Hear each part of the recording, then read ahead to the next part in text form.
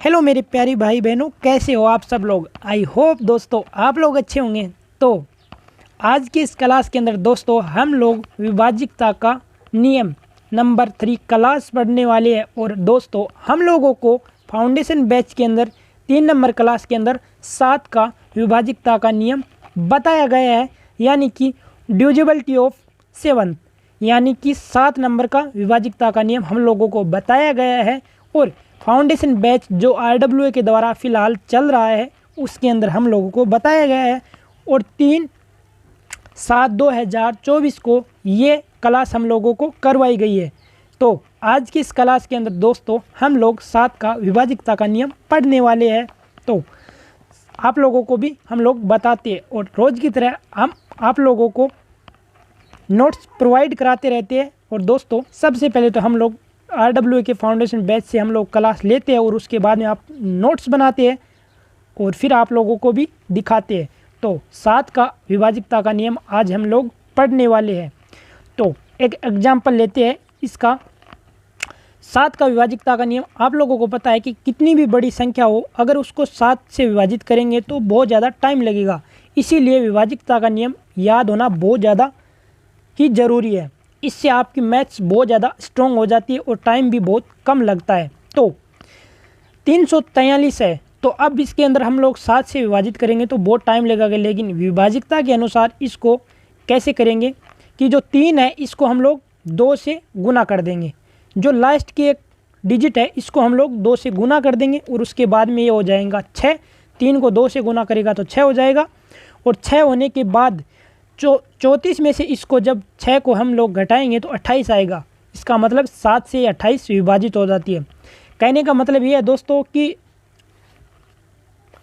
28 है ये 7 से पूरा विभाजित होता है। तो आप लोगों को तब तक ऐसा करते रहना है कि 3 को 2 से गुना करो और उसके बाद में आप लोगों को इस अगली वाली डिजिट के अंदर से ये घटा दीजिए और उसके बाद में जो संख्या बचे, और जब तक यहाँ पर ऐसी संख्या न आ जाए जो आपको मतलब लगे कि 7 से विभाजित नहीं होती है, तो आप लोग इस तरह की प्रोसेस कंटिन्यू करते रहना है। और अब एक दूसरा एग्जांपल लेके देखो। 2401 है। अब 2401 को 7 से सीधा डिजिट मतलब अनुसार नहीं करेंगे, मतलब सीधा हम लोग इससे विभाजित करेंगे तो बहुत ज़्यादा काफ़ी टाइम लगेगा। और हम लोग जब विभाज्यता के नियम के अनुसार करेंगे तो इसको टाइम बहुत कम लगेगा। कैसे? तो 2401 है, अब 1 को 2 से गुना करो, 2 आया। अब 240 हो गए। अब 240 में से 2 घटाया गया तो 238 बचेगा। अब आप लोगों को पता है कि 238 को तो 7 से विभाजित करना काफ़ी सरल हो जाता है, लेकिन 2401 को 7 से विभाजित करना कठिन होता है। तो ये रूल यहाँ भी लग गया। क्या करना है दोस्तों कि लास्ट जो डिजिट है इसको हम लोग डबल कर लेते हैं और डबल करके इसको जो ये संख्या बचती है, अब ये 240 बचती है, उसके अंदर से ये संख्या घटाओ और उसके बाद में इसको 7 से सीधा विभाजित कर दो। तो आपको इसका बहुत ही सरल आंसर निकल के आ जाएगा। चलो अब आगे चलते हैं।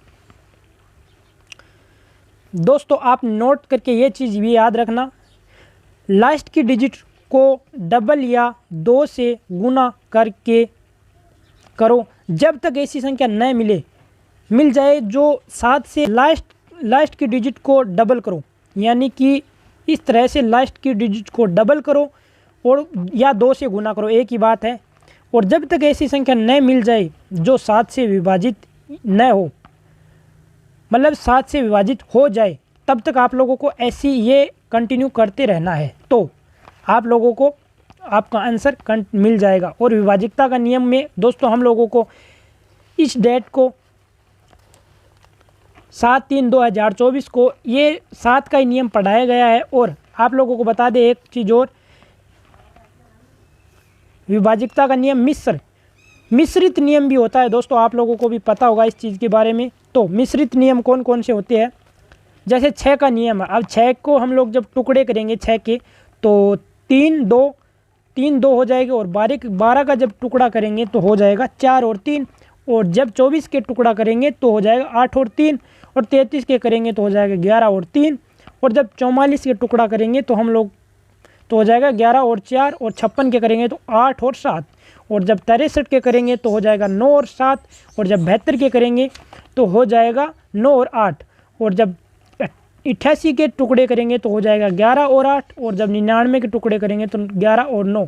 तो हम लोग इस संख्या को सीधा मतलब डिवाइड करके न देख के इन टुकड़ों के आधार पर हम लोग इसको डिवाइड कर सकते हैं। तो अब आप लोगों को कुछ मिश्रित नियम है वो आप लोगों को मैं बता देता हूँ कैसे। तो 3 का नियम आप लोगों को पता होगा, हम लोगों ने पहले भी इसकी ऑलरेडी एक वीडियो बना दी है, तो आप लोग भी देख सकते हो इसको। और 3 और 9 और 8 और 5 इन और तेरी मान तो 3 और 9 और 8 और 4 और 5 इनका नियम आप लोगों को बताते हैं। तो 3 का नियम आप लोगों को पता होगा कि संख्या के अंकों को जोड़ो, यानी कि कोई भी संख्या लिखी हुई है उनके सभी अंकों को जोड़ो और उसके अंदर जो संख्या 3 से विभाजित होगी वो 3 के पहाड़े में जरूर आएगी। और जो 9 अब दोस्तों 9 का नियम है, तो जो संख्या के अंकों का योग और फिर उसको विभाजित करो। कहने का मतलब ये है कि जो संख्या 9 से विभाजित होगी वो 9 के पहाड़े के अंदर जरूर आएगी। तो ये 9 का नियम हो गया। और अब यह देखते हैं हम लोग 8 का नियम। 8 का नियम यह कहता है कि जो कोई भी संख्या हो, कितनी भी बड़ी संख्या लिखी हुई हो, लास्ट के 3 अंकों को विभाजित करके देख लीजिए।